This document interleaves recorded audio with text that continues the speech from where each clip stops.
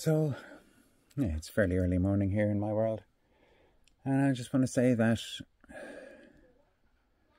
imagine when we're playing a video game on the internet or whatever else it is. And we're in this immersive world and we seem like as if it really is in whatever the Minecraft kind of reality is that kids play in when they're playing in their video games.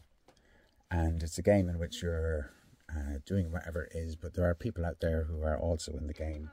And they can be killed, or they can kill you. And so, you know, the kids have a game called Bed Wars, and you're protecting your bed in your room, and you've got a little team of people who are with you, who you may not even know, they're just players somewhere else in the game in the world. And these other teams come to attack your bed, and you can go out and attack their bed, and you can collect jewels and swords and armor and all of these different types of things.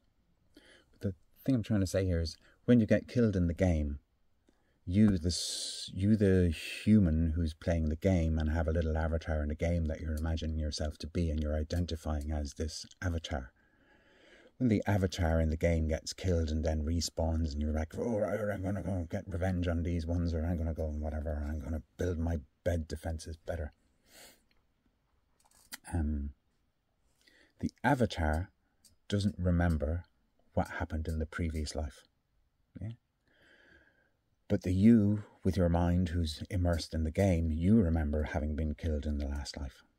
You remember what you were trying to achieve. You remember who was on your side and who was against you and all that kind of stuff. And that analogy for our lifetimes as being the ego avatar in the body, in the game, in the house, in the world, in your country, defending your country in a war, all that kind of stuff. So my point is that there is an imprint upon the soul from the life's experiences, but the next lifetime body doesn't remember those experiences. Or they're, in our analogy, but imagine if the avatar in the game actually was a self-aware, to some degree, avatar, AI, artificial intelligence. Just hold on a minute or two. I'm just going to finish this short recording. So imagine I do have trace memories of my past lives, and I do have trace memories of, oh, I've lived this so many times before that I do actually instinctively know how to handle these things.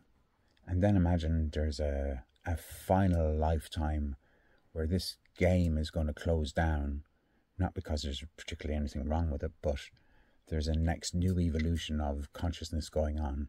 And so all the stuff that's in our past memory banks is going to be summed up and acted out so that you have a lifetime to incorporate all lifetimes. So that the collective of the game itself, that the game itself is evolving, type of thing. And the game itself is evolving because the individuals who've been playing the game have evolved so much that on a collective level we're like, hey, let's take this to the next level. So in my analogy of what I'm talking about here, in the game it's being constrained within time, linear time. And we're now entering into an aspect of the game where linear time is no longer the constraint. And imagine playing in a game where it is an eternal now and nobody dies anymore. And where the basis of the game is no longer the competition of trying to kill other people, kind of thing.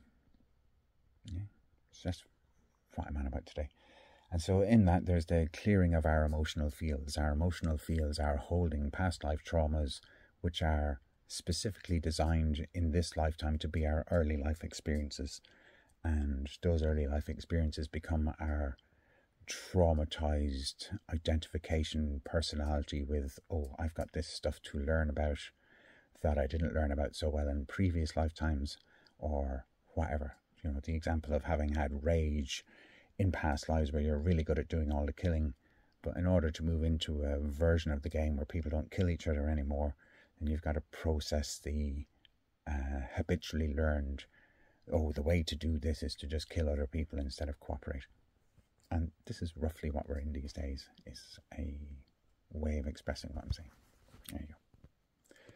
Bye.